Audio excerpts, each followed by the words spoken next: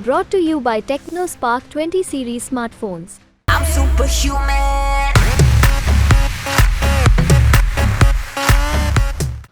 लोकसभा चुनाव की गहमा-गहमी शुरू हो गई है और इस बीच अलग-अलग जगहों पर कैसा माहौल है, किस पार्टी के पक्ष में माहौल है, ये हम जानने की कोशिश करेंगे। इंडिया टुडे के स्पेशल कॉरेस्पॉन्डेंट प्रशांत हमारे साथ है। प्रशांत, वेस्ट उत्तर प्रदेश में आप गए हैं, पश्चिमी उत्तर प्रदेश में आप गए हैं। वहाँ पर अगर एक-एक मान लीजिए अगर हम 4 सीटों को ले लें जिन पर अभी तक आप गए हैं, वहाँ कैसा माहौल है? अगर सबसे पहले बात करें कैराना की, क्या माहौल आपको दिखाई दिया?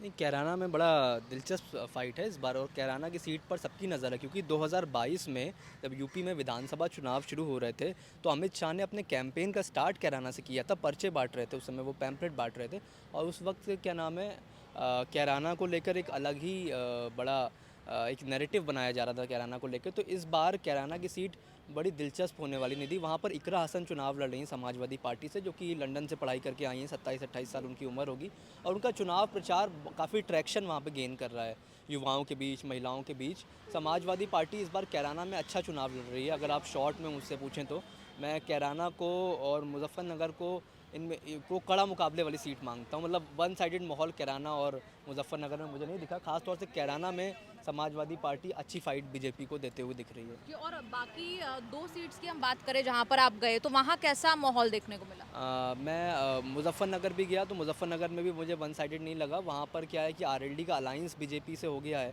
तो इसका फ़ायदा बीजेपी को ज़रूर मिल सकता है। अगर ये अलायंस नहीं होता तो बीजेपी के लिए सीट निकालना बड़ा इस बार दिक्कत होने वाली थी, लेकिन अब अलायंस हो गया है आरएलडी के साथ, इसलिए मुजफ्फरनगर में बीजेपी को थोड़ा एज ज़रूर है। लेकिन समाजवादी पार्टी वहाँ भी अच्छा फाइट दे रही है। उसका कारण बहुत बड़ा ये है कि बीएसपी ने जो कैंडिडेट दिया प्रजापति वहाँ पे, वो प्रजापतियों के वोट काट सकते हैं और अपना भी थोड़ा वोट जो बीएसपी का काडर वोट है वो ला सकते हैं। तो बीजेपी का थोड़ा सा वोट शॉर्ट रह सकता है, लेकिन वो हार जीत में फ़र्क डालेगा नहीं डालेगा ये देखना पड़ेगा। हो सकता है बीजेपी का मंत्र से वो सीट निकाल ले, हो सकता है ना निकाल पाए, एक अलग बात हो गई वो।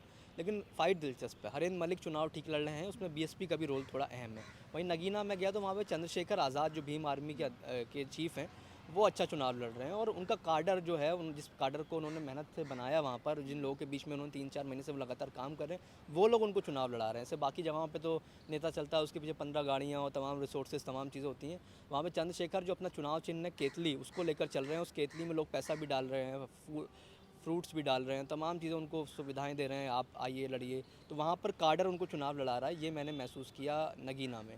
वहीं एक और सीट है जिसकी आपने ज़िक्र किया कि इन सब के अलावा मुजफ्फरनगर, कैराना, सहारनपुर सीट का मैं ज़िक्र कर दूं। सहारनपुर सीट पर मुकाबला कांग्रेस के इमरान मसूद तो हैं ही वहाँ पे और पिछली बार बीएसपी ने वो सीट जीती थी। इस बार बीजेपी ने राघव लखनपाल को फिर से टिकट दिया है, तो राघव लखनपाल वहाँ पे चुनाव ठीक लड़ रहे हैं और मुकाबला तो मुख्य तौर से वहाँ पर इमरान मसूद से है। लेकिन बीएसपी के भी कैंडिडेट जो हैं, बीएसपी ने भी वहाँ मुस्लिम कैंडिडेट दिया है और ये कहा जा रहा है कि अगर वो वोट काट देते हैं इंडिया अलायंस का तो इमरान मसूद की राह मुश्किल हो सकती है।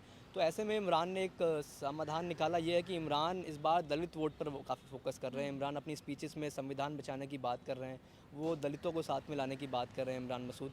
तो ऐसे में इमरान चाहते हैं वहाँ पे दलित, मुस्लिम और ओबीसी कुछ कश्यप वोट मिल जाए, कुछ सैनी वोट मिल जाए। इस पर इमरान मसूद का फोकस है। अगर 30,000 40,000 वो सैनी वोट या कश्यप वोट पा लें तो इमरान के लिए एडिशनल हो सकता है, क्योंकि इमरान के करीबियों का कहना है कि इमरान 40-50 हज़ार वोट शॉर्ट हैं अभी।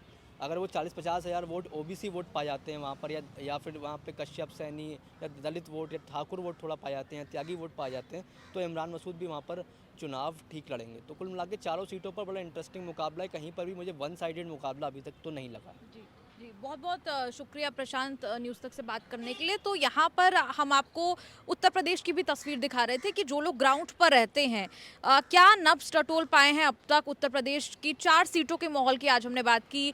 तमाम ऐसी खबरें आपको लोकसभा चुनाव की कवरेज के दौरान न्यूज़ तक पर मिलती रहेंगी। बने रहिए हमारे साथ।